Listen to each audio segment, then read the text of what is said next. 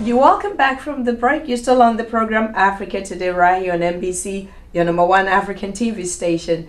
Remember, you can watch the program and all the other programs on this station on all your mobile device. Just go to NBCLiveTV.com. Now we're moving over to Nigeria, and I'm sure you're thinking, again? Yes, again. And it's Boko Haram again. Any good news? It depends on how you see it. Amnesty, a group called MEND, another group called ECWA. So many things coming up now. First, Funsho, let's talk a little bit about the amnesty. What are your thoughts and concerns on that? Without narrating the story, we're all aware that they've been throwing this around in the media in Nigeria. The problem is this. Giving amnesty is not really a big deal. As a matter of fact, it could solve problems. But the position of the president, that is President Jonathan, initially, most people, if they will have a poll, most people supported his position, previous position, before he changed recently. His point was, how do we give an amnesty to a body we cannot even identify? You can't give amnesty to ghosts. They are not coming out to say, this is who we are. There's no face to it. No face to it. And then suddenly, he's coming out to say, we have to give amnesty.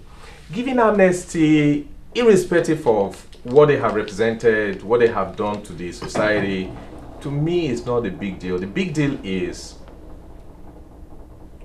number one, the Boko Haram are like split, either deliberately or out of frustration among the hierarchy. They have split into two. A group of them is saying, we are not a faction now, saying we don't want amnesty.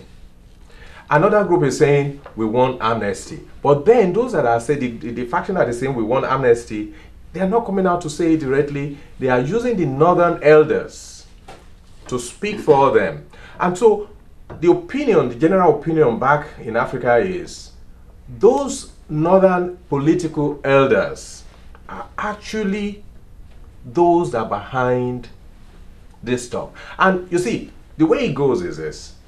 If, for instance, there's no amnesty and stuff will remain the way it is, it could degenerate into a kind of civil war. And a former Attorney General of the Federation and Minister of Justice, Prince Bola Ajibola, said recently that we should learn from the days of the Biafran War.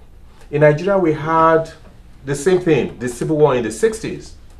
And there was this issue of Aburi. Aburi was where all parties got together and discussed issues that affected each of the region. And they had an agreement. Unknown to them, the guy that led the Biafran War died recently.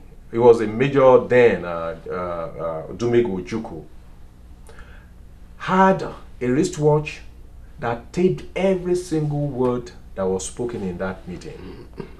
But after they agreed and left, the other part changed tune. They weren't going to keep. And he says, I have record. So, and then the Biafran folks said, on Aburi we stand. And just because the other side did not keep the agreement, it resulted into a civil war. So Ajibola is saying recently, there's no reason why we cannot give amnesty for as long as it is going to bring peace to the country. Because you see, people are dying daily. Every week Boko Haram is striking in one church or the other and killing people. And that's not going to start. That's not going to stop. But my problem is this. If you give amnesty to this group, number one, it may be because you're satisfying some northern elders who don't want to be exposed because they are scared about the Niger station, American station in Niger, that is talking about the drone.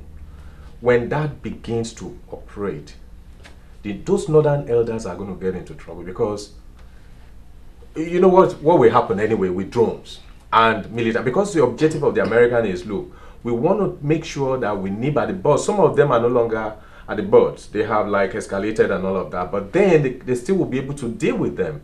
And there's no way these folks will go without getting hurt. And so they want amnesty. However, it's not here nor is it there. There's a group of people that are saying now that Jonathan, the president, has changed his mind because he wants to go in for 2015. That is, he wants to run again. And that there is a bargain between him and these northern elders. If he gives amnesty, it means they are safe, then he can run. And if he doesn't? But then Jonathan's media special assistant, Ruben Abati, came out just yesterday saying Jonathan is not interested in 2015. Okay. You understand what I'm saying? So, in essence, if Jonathan is trying to do this, you see, we don't really know, you know, after midnight when they go into their meetings and they discuss these issues, you don't read these issues they discuss on the pages of newspapers. What you read are propagandas and all of that. It's up to us to form opinion, but we have to form we have to form opinion that are informed, that we can really substantiate and be objective about. Amnesty will not be a big deal. I understand about ECWA. ECWA is a religious group, West African church, and all. It's understandable, you see, because first of all, when they are saying, okay, you have built schools for young Muslim Islamic schools, you then have to build for Christian missions. You are paying them so much money to repair their mosque and all that. We haven't done anything wrong to them. They have killed us, they have destroyed our churches. Then you have to do the same for us. When you know where we are coming from, when it comes to education, right now, for instance, in the South, let's say the South generally, the average Southerner is, in terms of education, up to today, from time immemorial, if a northern child will go to high school, from the day he enters into high school, he's paid salary in the North. For going to school at all, they are paid. Whereas in the South, you pay your way through school. When you're done, you still have to struggle to get a job. The northern kid doesn't have to struggle. You understand what I'm saying? So they are like marginalized. They marginalize themselves because they don't want to go to school anyway. So we are not on the same level. You are comparing apples with oranges. It's complicated, but I think on the long run, amnesty will do Nigeria a world of good. But then, Godwin, amnesty. Funsho, you started saying that how do you grant amnesty to a group that you really can't identify? There is no face. But now amnesty will be good. Then it means that there is a face. Oh, there is. They're just not coming out. There is a face. Then the other question, or the other side of the argument is, they are babysitting them. They are just granting them all their wishes. Will they hold on to their side of the bargain? You know, let me go back to Funsho's points. I think that what I agree with Funsho on is that it's a very complicated issue. This whole issue of amnesty, Boko Haram and all that. The problem I have with this whole thing is that obviously it's a faceless group. Let's look at it. What we know about the group is that it keeps on killing people, and so far it's killed about 2,000 Nigerians. So obviously that's a source of concern. The military in Nigeria has tried and tried and tried, but then the group is still out there killing people, bombing churches and all that.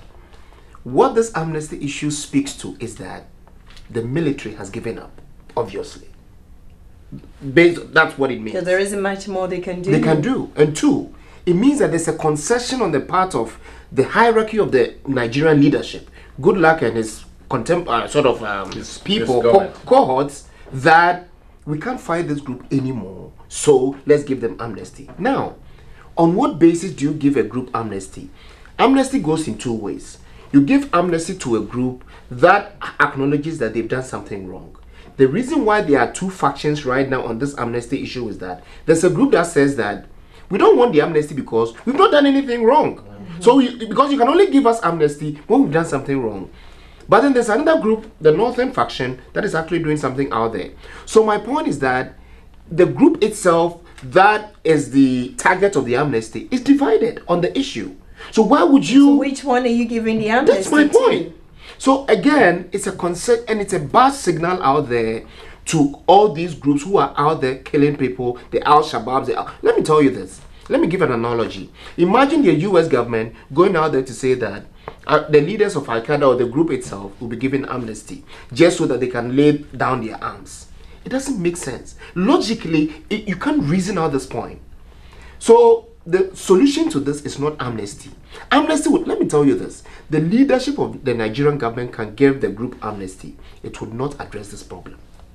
It will not solve it because, one, to grant amnesty, the two groups need to go to a negotiating table. And Funsho actually made a good point that what we know is usually the propaganda. So midnight when they go for their meetings, we are not there. But what we know that is that the group is killing people.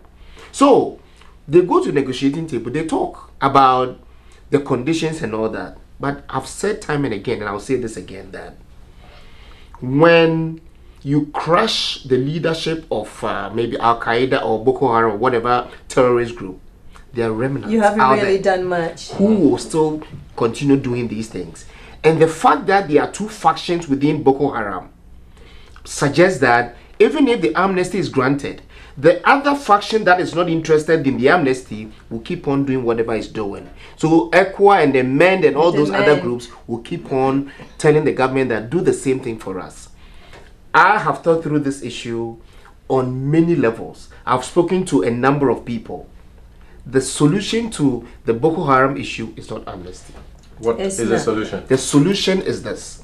The solution is that whatever, even if amnesty will be an issue, the leadership of the group needs to acknowledge that they've done something wrong to start with. Which I don't think they are going to do. So why would you give amnesty to a group that is not even in the first place prepared to acknowledge that they've done something wrong in Nigeria? Okay. When I mentioned about the propaganda issue, let's look at it from this point of view. Let's look at the scenario where, for instance, there's no amnesty. There are a number of militant groups. They are not terrorists in the South, protecting the oil wealth, and you know about men and the rest of them. And then there are a number of southeastern groups who are actually the targets of this northern Boko, because a lot of southerners live in the north. And when they bomb churches, it's mostly, first of all, they are either Christian who are also northerners, but most of them, for instance, the one they did recently in Motor Parks, they are mostly southerners. And the truth is this, Boko Haram has nothing. You see, for instance, when the South groups came out to talk recently, they told them that, look, if they don't stop, and that is one of the big consequences of not giving amnesty, so we can sort it out. Now they came out to say, look, if you don't stop this, you're relying on homemade bombs and all of that. We have money, we buy the best in the world. When we attack, because they've not retaliated, and each time they do it, they'll tell their folks, please just be patient, don't retaliate. Because when they want to retaliate, if they will carry out their threats, there will be no north anymore. And that's going to be worse than a civil war. That's number one. Number two is this. If you now don't want a war, and you want peace, and you want to settle amicably, and you want to give amnesty, I agree with you. There has to be a group. There has to be an agreement that I've done something wrong, I'm not going to do it again, pardon me. That is what amnesty is about. Now, they are no longer going to be faceless. The truth is this. The Boko Haram, one single person, I discussed off camera recently about some former head of states who, for instance, have been identified. I'm telling you this. There's SSS in Nigeria, which is equivalent to CIA. There's another one that's equivalent to FBI. You know what we do? What I'm trying to say is this. I know we don't have the time. We'll come back to that story. We are not done. We are not done yet. I said earlier we're going to spend time talking about Boko Haram, MEND, and ECWA. Let's take a short break. When we come back, we will look at the role that maybe an ex-president can play in this Boko Haram putting down their arms, and we also look at retaliation, because MEND, the movement for emancipation of the Niger Delta, are threatening to retaliate. We'll look at that to see will that change anything. Let's take a short break. When we come back, we'll still spend more time talking about Boko Haram. Is that okay? Sure. We'll be right back, viewers. We'll be right back.